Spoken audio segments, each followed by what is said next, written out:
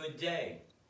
It's that time of the week again for you and I to get together and to think about some things, to talk about where we're at, and to figure out what we want to do with our lives.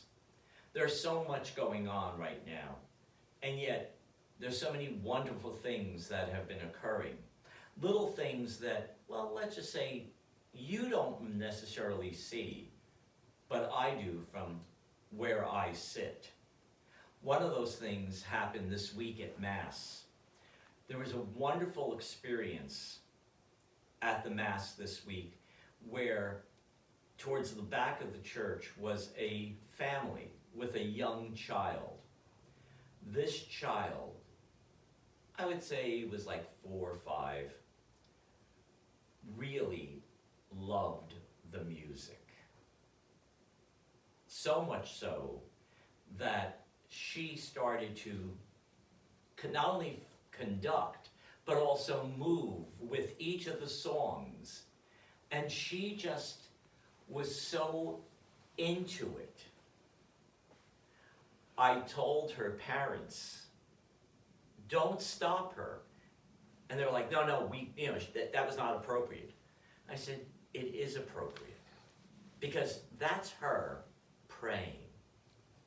She may not have the vocabulary of prayer that maybe you and I do through many years of being told this is the way to pray.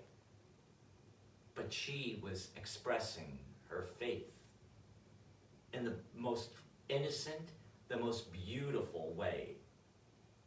And that is something that basically I saw. Very few people got a chance to see that because they were sitting towards the rear of the church. If we could have all been able to have seen that, we could have expressed our faith as well, maybe in a little fashion similar, because we learn from children. How many times do we hear in Scripture, do not send them away? The kingdom is prepared for the young, the childlike. And that's what we're talking about. Another event happened at baptism this week. We had a little child that was being baptized, wide-eyed, just so aware of everything. And because I had engaged the child as we were beginning the rite, as I was blessing the water, the child reached out and held my arm as if she wanted to be part of that blessing, as if she knew that this was for her. It was her moment to become a part of the church. And it was so beautiful to see her just, at first just touch and then hold my arm. And just looking at the water, looking at me. It was something that I think will stay with me for more than just this week.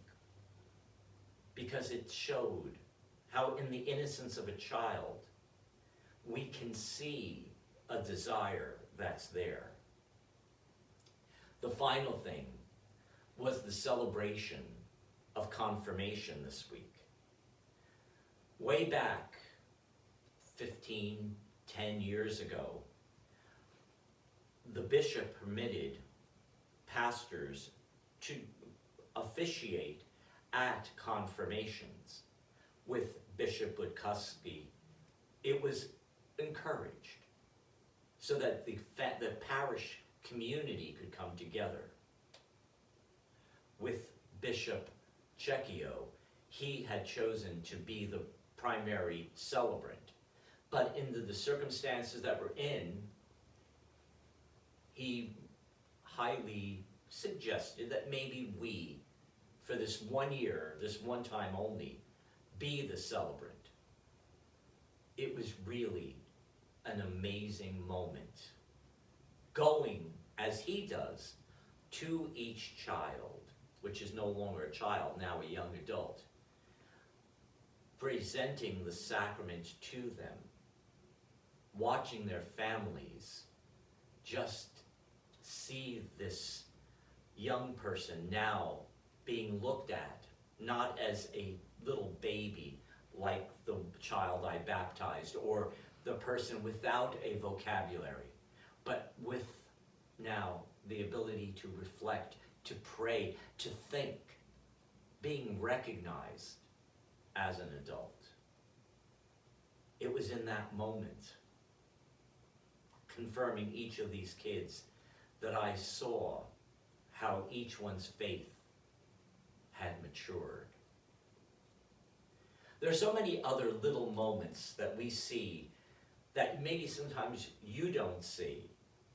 I encourage you to be open to these moments. When they don't go looking for them, they will find you. And when they do, you'll be able to reflect on them in your heart, as Mary did in hers as she saw her child. Take these beautiful moments and let that help you get through this situation we're in. And you can pick what that situation is. I don't have to tell you. There's enough of things going on right now that you can pick whichever you think is the situation. But think about these to help you center, to grow forward, to keep on having faith. This is how we have hope. This is how we move forward. Have a wonderful week.